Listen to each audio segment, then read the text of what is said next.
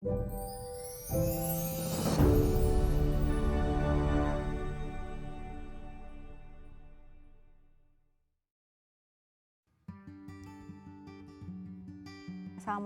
warahmatullahi wabarakatuh.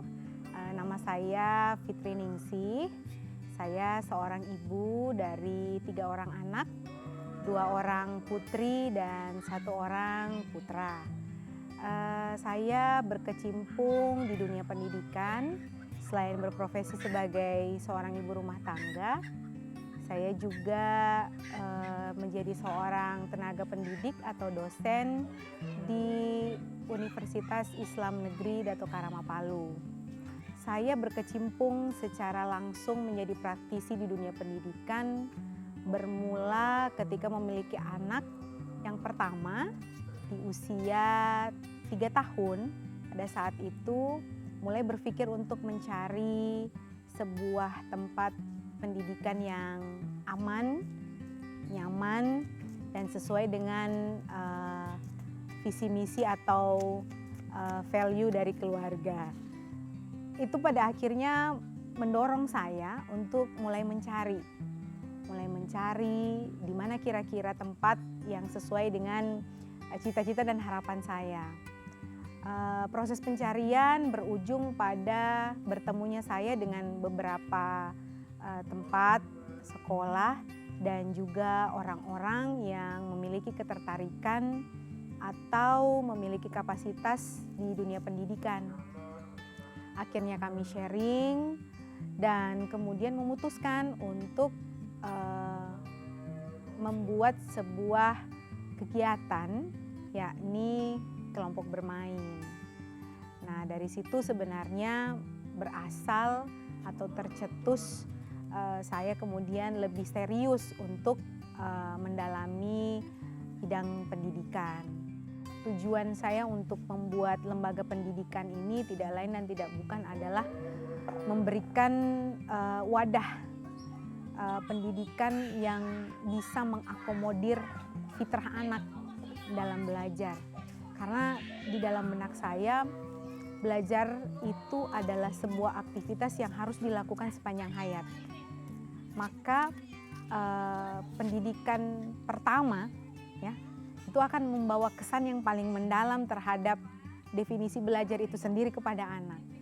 Sehingga dari situ saya kemudian berpikir bagaimana seharusnya sekolah bagi anak itu adalah tempat yang menyenangkan. Sekolah bagi anak itu adalah tempat di mana dia akan bertumbuh menjadi anak-anak yang sudah diberikan fitrah kebaikan, ya, fitrah yang begitu sempurna dari yang menciptakan. Nantinya dia akan bisa mewujudkan atau melejitkan ya potensi fitrah itu sehingga dia akan berkontribusi positif pada peradaban gitu. Dan bagaimana sekolah itu mampu memfasilitasi itu. Dengan berbagai macam karakteristik fitrah setiap anak, sekolah mampu mengakomodir semua keunikan dan kespesialan anak-anak tersebut. Sehingga dia menjadi bangga terhadap dirinya, dia bersyukur terhadap hakikat apa dia diciptakan, dan dia akan betul-betul siap di masa depan untuk memberikan kontribusi terbaik bagi peradaban. Di awalnya itu kan rumah bermain, jadi yang kegiatannya itu cuma Sabtu Ahad setiap pekannya. Lalu kemudian tetangga-tetangga yang kemudian ikut, itu minta, bagaimana kalau dibuat TK saja? Karena memang tempat di mana saya tinggal yang sekaligus saya jadikan sekolah ini, itu dulunya memang adalah sekolah TK yang sudah dirintis oleh orang tua atau mertua saya. Seperti itu. Nah, selanjutnya memang akhirnya dengan value atau filosofi itu menjadikan sekolah adalah tempat yang membahagiakan, belajar adalah sesuatu yang sangat menyenangkan, itu yang membuat akhirnya saya memberanikan diri istilahnya dengan dukungan orang tua sedari awal. Karena sama persepsi yang kami punya, akhirnya membuka awalnya itu PAUD KB An-Nahal di tahun 2016, selanjutnya di tahun 2020 pada era pandemi karena anak saya juga sudah tuntas di masa pendidikan PAUD-nya, sudah berusia 7 tahun, saatnya dia melangkah ke jenjang pendidikan selanjutnya, maka akhirnya saya membuka lagi PKBM Anahal. Prosesnya itu tidak serta-merta langsung settle di awal. Jadi pergolakan, turun naik, bagaimana proses kami mengelola lembaga pendidikan ini bukanlah proses yang instan. Proses belajar yang dibutuhkan, jadi proses belajar yang terus-menerus dilakukan, membuka jaringan, membangun komunikasi dengan berbagai pihak, sehingga karena kami menyadari bahwa proses pendidikan itu tidak bisa dilakoni oleh satu pihak. Proses pendidikan itu adalah melibatkan berbagai macam komponen yang ada di masyarakat, karena untuk mendidik satu orang anak, kita melibatkan orang satu kampung istilahnya. Jadi itu yang spirit itu, yang akhirnya saya banyak menggandeng, meminta tolong, banyak sharing pada teman-teman yang memang praktisi pendidikan, atau kemudian psikolog anak, para ibu, orang tua, sehingga memang spirit dari awal menempatkan orang tua itu sebagai keluarga dan memahami setiap anak yang diamanahkan ke kami itu adalah anak kami. Jadi bukan hanya sekedar guru dan murid ya, tetapi menjadikan Anahal itu sebagai keluarga kedua lah, atau rumah kedua bagi anak.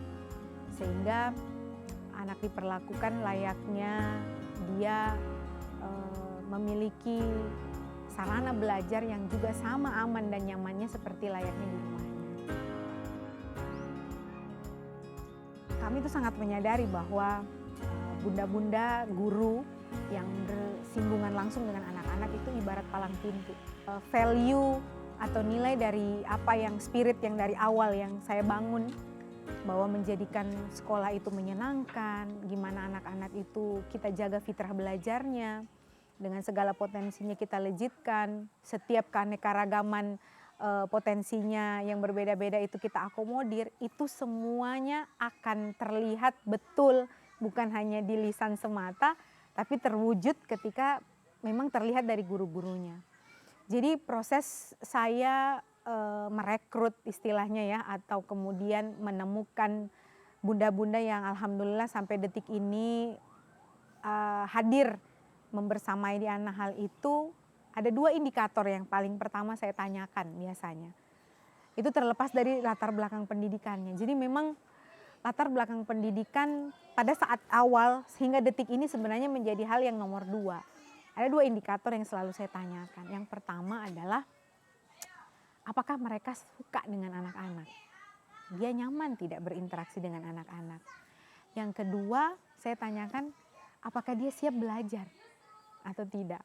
Jadi 2 itu pertanyaan sederhana saya selalu yang saya sampaikan kepada calon guru. Dan selanjutnya dalam proses mengawal mereka, karena saya bilang mereka siap untuk belajar atau tidak, maka kita akan sama-sama belajar dan memahami betul. Jadi dari awal itu saya sudah selalu tanamkan bahwa sejatinya aktivitas kita ini bukan semata-mata mengajar. Aktivitas kita ini adalah aktivitas yang bisa menghantarkan kita ke surganya Allah. Karena ini amal jariyah. Bayangkan kita meletakkan pondasi awal yang akan mengokohkan jejak-jejak jejak-jejak pertama begitu ya, bersama dengan orang tua bersinergi untuk menjadikan dia seperti apa kelak begitu, dalam artian dia menjadi individu yang percaya diri dengan apa yang dia miliki ya. Dia menjadi anak yang mudah bersyukur dengan apa yang dia punya. Dia menjadi anak yang mampu melihat bahwa identitas terdalamnya itu adalah hamba Allah yang seharusnya selalu taat ya, taat, tapi bukan dengan paksaan, tapi dengan kesadaran. Nah, jadi memang spirit itu harus hadir dulu dari bunda-bundanya, dari orang-orang atau guru yang mendampingi mereka. Jadi rata-rata guru saya itu baru tahun 2022 ini ada yang baru masuk sarjana PAUD. Selain itu tidak ada yang sarjana PAUD. Itu pun di tahun 2022 ini memang karena ada amanat ya dari pemerintah bahwa sebaiknya sebuah lembaga pendidikan anak usia dini itu hendaknya memiliki guru yang punya ijazah atau lulusan dari PAUD atau PIAUD. Tidak ada planning sebenarnya Bunda. Tidak ada planning yang misalnya kami sedari awal itu menetapkan bahwa kami ini sekolah yang menerima anak berkebutuhan khusus. Tapi kembali dalam perjalanan kami dengan filosofi awal bahwa setiap anak itu berhak mendapatkan sekolah yang aman dan nyaman. Jadi kalau setiap anak berarti tanpa melihat kondisi apakah dia ini anak yang normal atau anak yang berkebutuhan khusus. Jadi kami diperjalankan bertemu dengan orang tua yang sebenarnya butuh untuk ditolong, ya kan? Artinya mungkin pada masa-masa awal tidak banyak tempat yang bisa menerima anak-anak dengan kondisi yang spesial dan istimewa itu. Atau masih banyak juga orang tua yang belum siap untuk menerima kondisi anak mereka yang istimewa dan spesial itu. Melihat fenomena itu saya memang melihat anak ini tidak mungkin datang tidak dengan rezekinya masing-masing. Artinya dia pasti akan bertemu muaranya selama orang tua berikhtiar. Kan prinsipnya seperti itu. Sehingga kami mengakomodir kehadiran anak-anak berkebutuhan khusus dan spiritnya kami memang di awal adalah adaptif dan belajar. Maka pada akhirnya kami belajar untuk menerima mereka. Yang awalnya Bunda, kalau saya mungkin bilang spiritnya itu hanya modalnya adalah penerimaan dengan penuh ketulusan, rasa cinta kasih yang begitu mendalam, plus bacaan Quran untuk membuat mereka mungkin ada sentuhan yang bisa membuat mereka jadi lebih bisa memaknai banyak hal begitu. Dan menginginkan atau menjadi support system bagi para orang tua kan sebenarnya untuk menjadi terapis pertama dan utama. Jadi itu sebenarnya menjadi support system kepada orang tua bahwa sejatinya orang tualah yang menjadi terapis pertama dan utama. Nah, bagi anak-anak yang memang dengan kondisi pada saat itu bisa kami bantu, akhirnya kami terima. Berkembangan akhirnya kami terus belajar dan menemukan ternyata ada beberapa skema yang bisa kami lakukan. Dan akhirnya kami banyak belajar berkaitan dengan sekolah inklusi,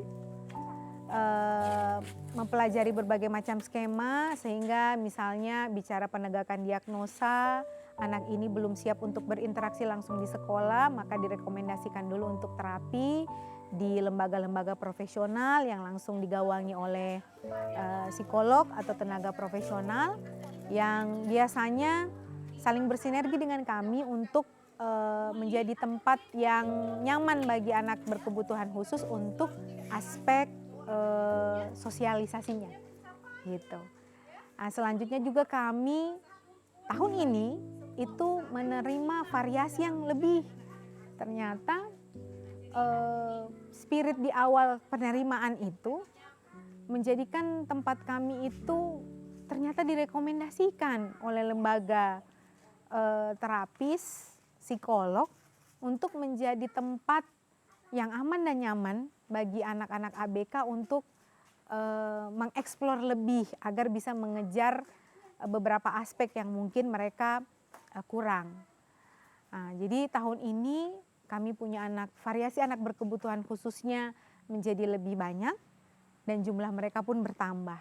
Sampai pada akhirnya tahun ini kami menerapkan punya tim khusus untuk menjadi guru bayangan atau shadow teacher bagi setiap anak. Dan alhamdulillah kami juga sedang dan akan terus mengikuti pelatihan-pelatihan untuk menambah informasi dan kecakapan sehingga dalam membersamai anak-anak dengan kebutuhan khusus itu lebih siap.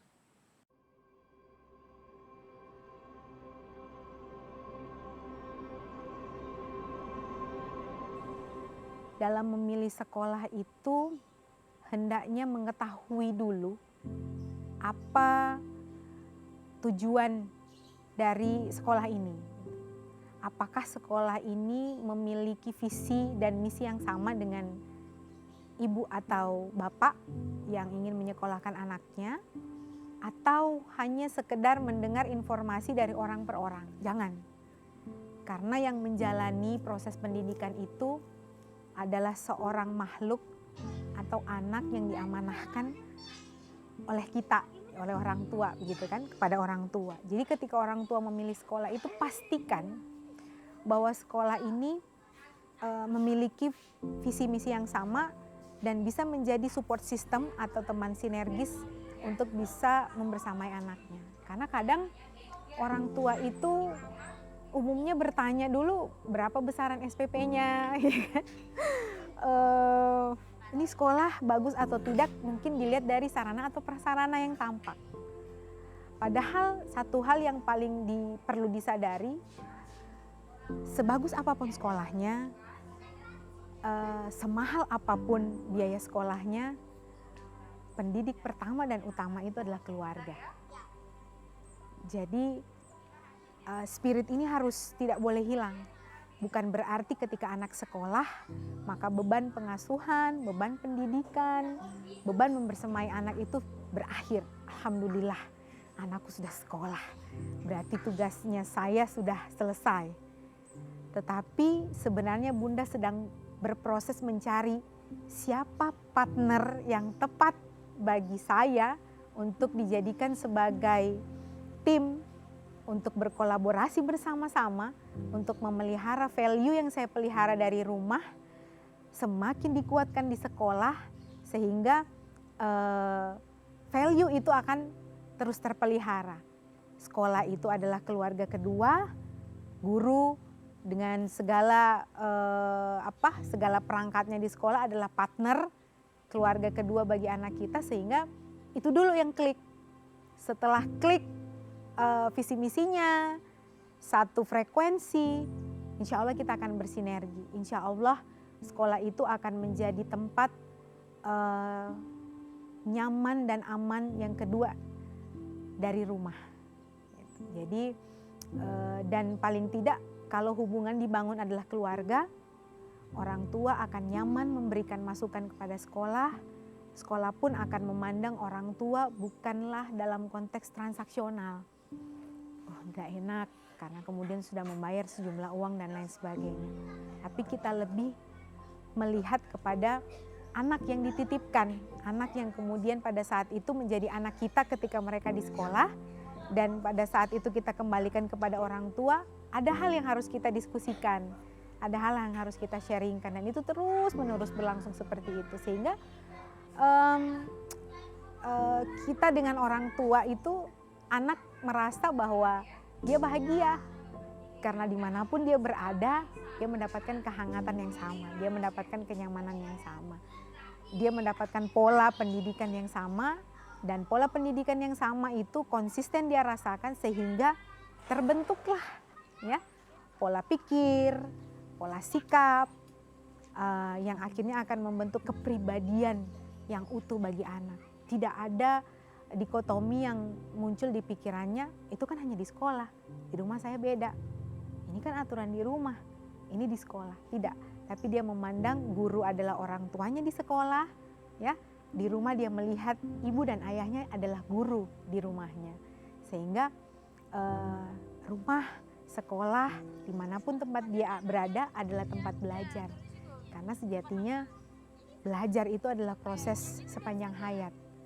Dan mudah-mudahan value itu yang ditangkap oleh orang tua. Bahwa belajar itu sepanjang hayat. Ketika kita punya anak, ternyata kita harus belajar menjadi orang tua.